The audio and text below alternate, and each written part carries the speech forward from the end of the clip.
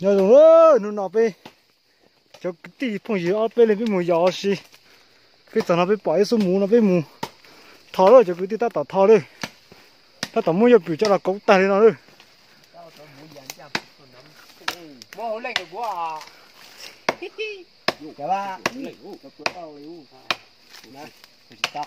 mù nhỏ cờ đó cho cái tí đó cái phong gì nó tao xí cho chế đi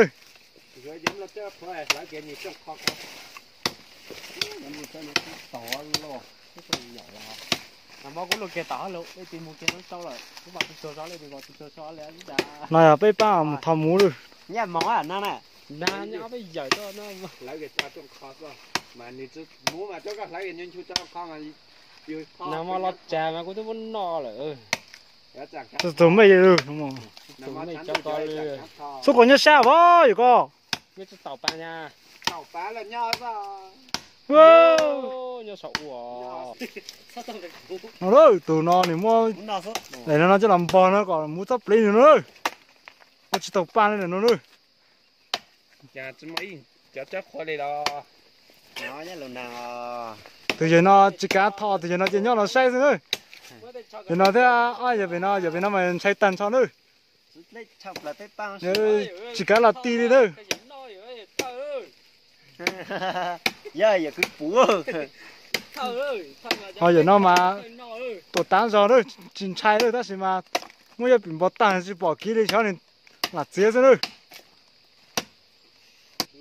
Giờ nó ta tỏ lấy có mũ kia đấy. Có thao cái sao thằng mà giờ, tay cái sao có thằng mua tuần sau bao lấy lại cho lấy đấy.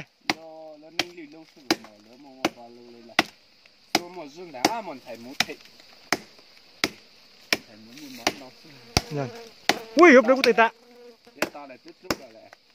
Tôi tỏ hơn cái số mà. Ô, tôi không được tôi ăn lâu rồi. Ô, không được. Sao tụi kia có sư phụ à, chó lắm mà. Sao cũng tháo chứ, cả lông cá là sự cũng đông bảo tôi kiểu đúng rồi. Ô, này cháu ta tỏ say. Bây giờ thò nó nên ba xuyên ở bên nào mù nữa. Sao cũng tháo ta chứ.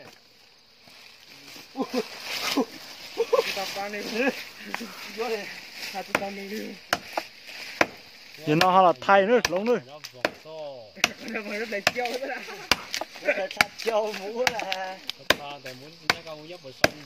Tao rồi. Wow. Lên đó. Lên đó. Thấy cho mua bắt đầu rồi. Nhập lên là thầy cũng giảm đó.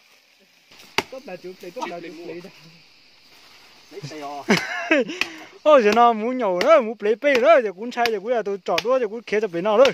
Sai cho giờ nó ô xin rồi. Có nặng nhá, con luôn. Có là nặng thọc kia mà anh ấy. Thao còn lo bên gì? Chỉ là tìm mua. Tàu kia nào đấy chứ? Tỏ là giờ tháo lên dưới mua là nặng lên này. Chú là Quả rất nhiều chú đó. chỉ là anh ấy tao. Ôi có cầu à? Ui. Tán sù rồi, nó sù rồi, bên mua là bên sớm mua cho nó sù rồi. Nó một lũ thì quay thọc cứ nó lo vậy vậy tê cho quay chả nó thọc lúa chạm một chè chạm một cái chợ chạm một bờ trang bao giờ chạm một cú gì đó Cái nó mò rất mù rồi, ở bên nọ rồi. Cháu nó chỉ sạch cả rồi qua hành động nó sạch chỉ sạch Rồi nó nữa, bên bỏ rồi đá nữa. Nó toàn gì nữa. Nó xấu, rồi đá nó xấu, rồi liều, rồi lú. Giờ ta toàn gì hết cờ. Hết bỏ kia tụi mình nhỏ đá to từ từ kia nữa đó. tay một tôi trầu nữa tay một tôi ăn trầu kia tụt lá nó không mồi bây tụi hai anh cha nữa, bây tụi anh cha tụi nữa. Giờ ta toàn gì hết nữa. nó để cài lo Đồng xe cờ đó. ya khô rong này tôi chọn được cái là